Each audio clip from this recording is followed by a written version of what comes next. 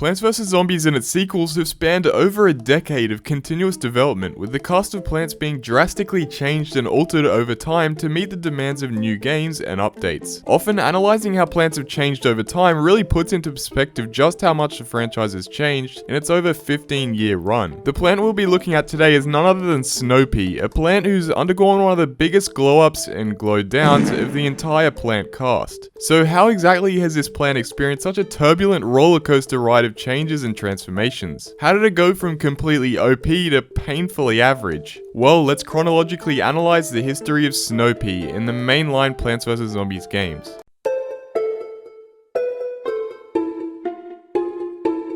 Snow Pea's history begins simultaneous to the franchise itself, with the original Plants vs. Zombies. Snow Pea was introduced as a 175 sunk cost plant that doubled as both offensive and supportive. This is because it was essentially a regular pea shooter that also chilled zombies that its frozen peas hit. Note that I'm saying was, because Snow Pea would become much more complicated as we'll soon discuss. In Plants vs. Zombies 1, Snow Pea hovered between average and pretty good. This is because its ability to slow zombies is really good in the early game, but gets slightly worse as the level progresses and bigger hordes of zombies start spawning. This is where Snow Pea could really benefit from some AoE, which is what made its biggest competitor Winter Melon so overpowered. While Snow Pea could only chill and damage zombies individually, Winter Melon did so in a massive 3x3 tile area. Unfortunately for Snow Pea, this made Winter Melon one of the best plants in the whole game, leaving Snow Pea very outclassed. But that's not to say Snow Pea was useless, because its advantage in the early game was still pretty prominent, since Winter Melon takes quite a long time to set up. This all made Snow Pea average, if not pretty good, in the survival and adventure modes as I said earlier. Notably, there were a few zombies that were consistently good at shutting down Snow Pea. The screen door and ladder zombies were both immune to Snow Pea's chilling effect while holding their objects, and the Zomboni was immune to the chilling effect entirely. And like basically all the other pea shooters, Digger Zombie and Balloon Zombie were hard counters. There's even a plant that counters Snow Pea, and that's Torchwood. Planting a Snow Pea behind a Torchwood is both extremely cursed and a waste of 75 extra sun you use to play the Snow Pea over a regular pea shooter. This is because instead of doubling Snow Pea's damage, Torchwood removes its chilling effect and doesn't boost its damage at all. Additionally, peas set alight by Torchwood remove the chilling effect from the zombies they hit, so using Snow Pea with Torchwood in any kind of strategy is a complete waste of sun. This did have a slightly negative impact on Snow Pea's usefulness in the survival and adventure modes, since Torchwood was a solid plant there. Importantly, Snow Pea was near useless in the roof level, since the slanted tiles blocked all pea attacks in the back columns. The only way you could get any kind of use out of him in these levels was putting him near the front. Overall, in these modes, Snow Pea was pretty good, since Winter Melon was less common as it took a long time to set it up, but it was held back by the handful of zombies it didn't do well against and the fact that Torchwood existed in the first place. However, in Survival Endless, Snow Pea was very bad, since you had infinite time to set up plants, so Melon Pult made Snow Pea completely obsolete in the long run. Melon Pult's long time to set up and high sun cost didn't matter in a mode where you can spend as long as you want building up sun and building a strong setup. Its splash damage was also essential in the late game as zombies started to pile up in massive clusters. And finally, for Plants vs. Zombies 1, we have the console and DS exclusive Versus mode. In this mode, Snow Pea received a 25 sun buff, lowering its cost from 175 to 150. This, as well as the fact that Winter Melon was unavailable here, made Snow Pea an alright option. Also, its other rival Torchwood was pretty bad as it was too difficult to set up in most situations. Since the two plants that it had poor chemistry with were out of the picture,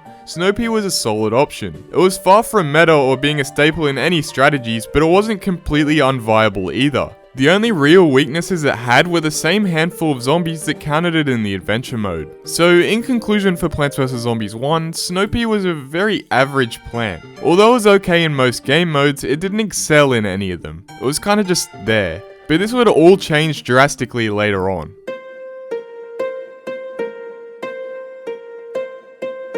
Plants vs. Zombies 2 released in 2013, and Snow Pea was one of the returning plants from the first game. However, Snow Pea was introduced as a premium plant that you could only unlock by buying it with real-world money. This was an incredibly controversial component of the shift of the franchise from traditional PC gaming to free-to-play mobile gaming. If you want to hear a more in-depth discussion about that, go watch my video on Torchwood, since all of those points apply here, so I'm not going to repeat myself for everyone who's already watched that video. Understandably, the fact that you were forced to buy a plant you could unlock for free in the first game upset a lot of fans. However, unlike Torchwood, they never actually changed that. To this day, Snow Pea still costs real world money to use, unless you hack the game. But anyway, let's go back to 2013. Snow Pea functioned essentially identically to the first game.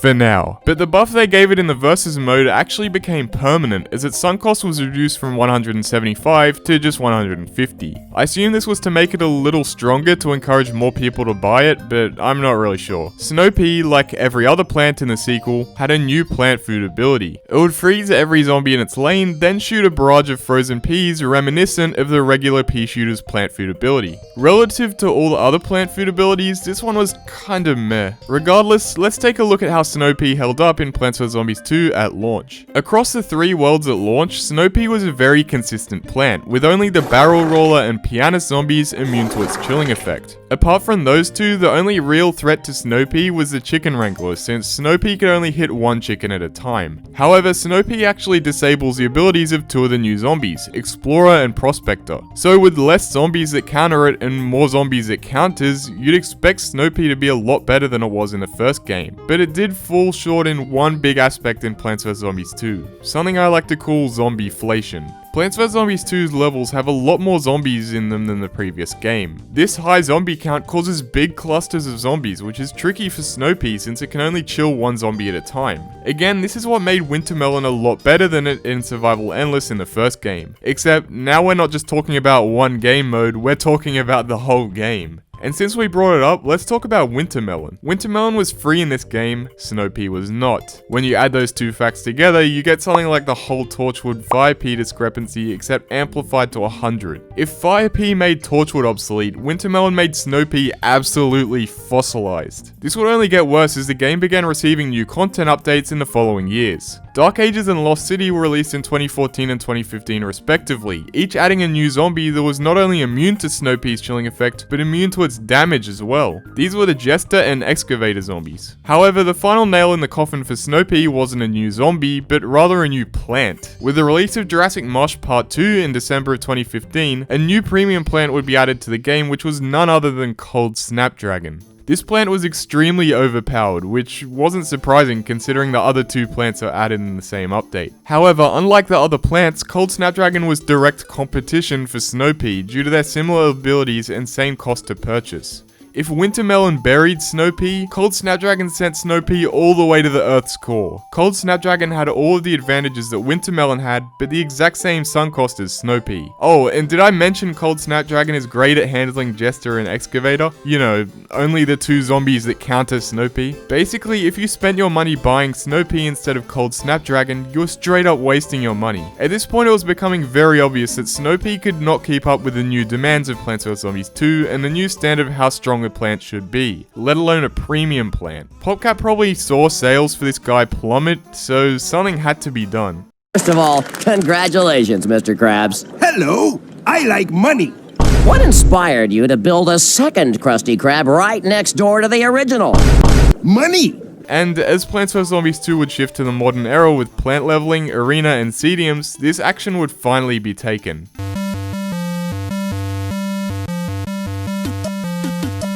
With the arrival of Arena and Penny's Pursuit in 2018 and 2020, Snow Pea still wasn't changed and it suffered as a result. Even more power creep in the form of stadium plants made Snow Pea even more redundant. I mean, it's to be expected that a plant made in 2009 and left basically unchanged since then wouldn't fare well against plants made in 2020. And so in 2021, after years of painful mediocrity, we would finally see Snow Pea buffed. And just like Torchwood, they went way too far with this buff.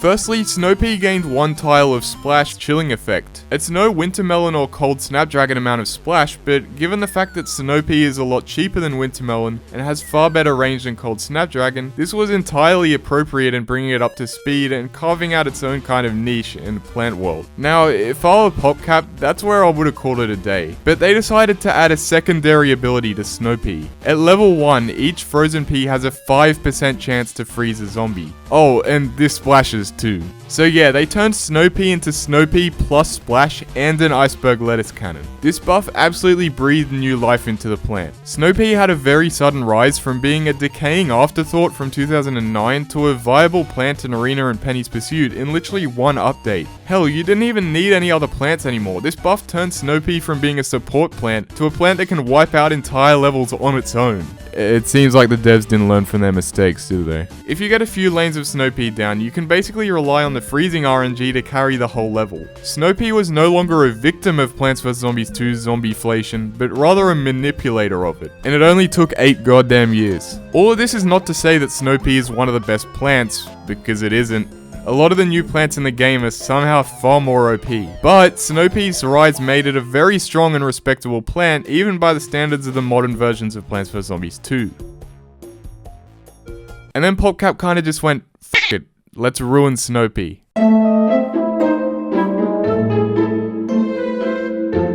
So, Plants vs Zombies 3. I haven't really talked about the current launch of the game yet, and that's because at its core, nothing has really changed since I made a video about it nearly 2 years ago. So in the original 2019 version of Plants vs Zombies 3, which I never got to play, Snow Pea went back to how it was pre-Plants vs Zombies 2 buff. This is understandable since it would have been developed before the buff even happened in Plants vs Zombies 2. However, what we really need to talk about is what it's like in the current Plants vs Zombies 3 version. And oh god, they did unspeakable things to this plant. Basically, they made Snow Pea cost the same stun as a pea shooter and reduced its damage by 50%. Since it slows zombies by 50%, this just makes it a pea shooter that takes longer to kill the zombies. And none of the Plants vs Zombies 2 buffs were brought back in case that wasn't obvious. I absolutely hate what they did to this plant. It really makes no sense either, since the lineup of plants is so small in Plants vs Zombies 3. So why on earth would you want to make a plant functionally a clone of another plant?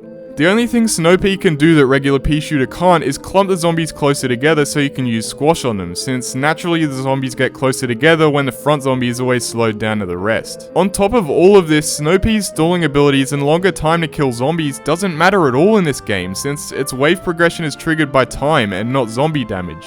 I'm not even joking when I say this makes me pick pea shooter in levels when they give the option of using one or the other, simply because of pea shooter's higher DPS. Overall in Plants vs Zombies 3, Snow Pea is an utter shell of its former self. From such a rise to power, Snow Pea has really had a meteoric fall. In the first game, Snow Pea was decent but nothing special. In the second game, it started out slow and suffered from its inability to adapt to the new updates, but it accelerated to relevance extremely quickly with the major buff it was given. But with the way PopCap has fumbled Snow Pea in Plants vs Zombies 3, it's fallen right back down to underpoweredness, which is where it lies to the present day. Thanks so much guys for watching this video. If you have a suggestion for another plant I should do a history video on, leave that in the comments, because I'm really liking making this series, so whatever you guys want to see, I'll probably do it. See ya.